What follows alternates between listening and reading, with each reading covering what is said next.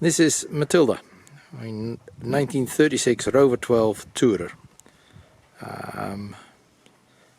This is basically my little log on efforts to keep her going in the best way I can do, and yeah, my little journey with her. My intention are to make some videos on some of the maintenance I do, some of the driving, and generally how to take care of a little car like this.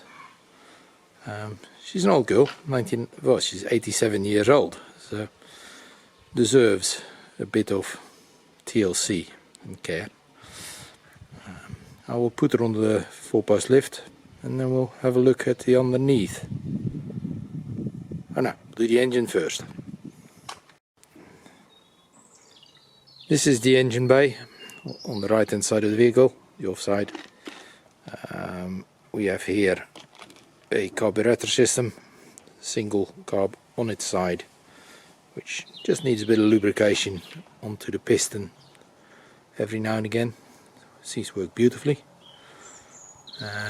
This is the Gearling Boujour lubrication system, which lubricates every single point known to mankind on this car. There's, I think, 28 different grease points every 1,000 miles. Chuck a bit of oil in that, and hey presto, off it goes. We'll have a look at the other side. This is the left hand side of the engine, or the near side, with the alternator, it's oil filler and starter motor. There's an aftermarket oil filter here.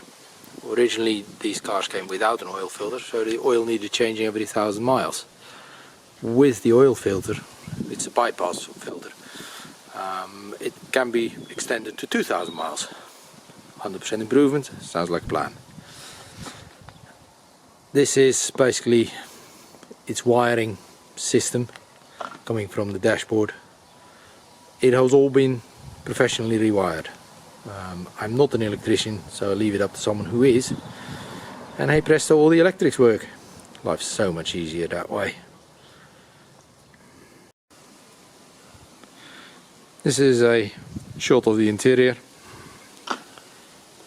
with its very simple and functional dashboard. Not a great many gauges, but then again you don't need them for a simple car. It's got a normal 4-speed gearbox.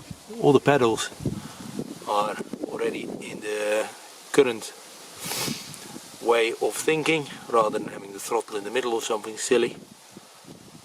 Yes, we'll put her on the lift and have a look at the underneath. This is the underside of her. As you can see, everything is very well coated in oil.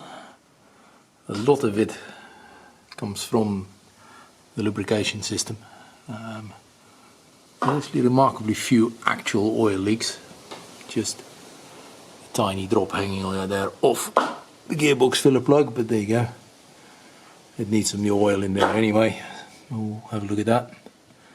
This is all the linkages. The brakes are all Gearling rod brakes, so there's no hydraulic fluid or anything in it. It's actually steel bars going from front to back that actually actuate all the brakes. It works remarkably well. It's incredibly effective when set up well. Luckily, the car has been set up well. I can't take any credit for restoring her. That was all done by a gentleman called David Mosley. He bought Matilda in basically as a pile of boxes and bits and bolts and whatever else you can think of. And he bought it in 1972. 2001 she came back on the road. So he has spent half a lifetime building her up. He then drove her, thankfully, for the next 17 years, 18 years, all over Europe.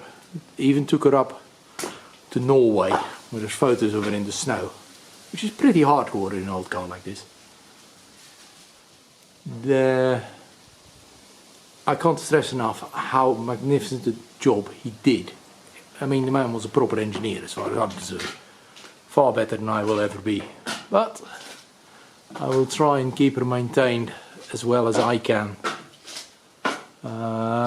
To just keep her going for the next 87 years. Or however long the world lasts.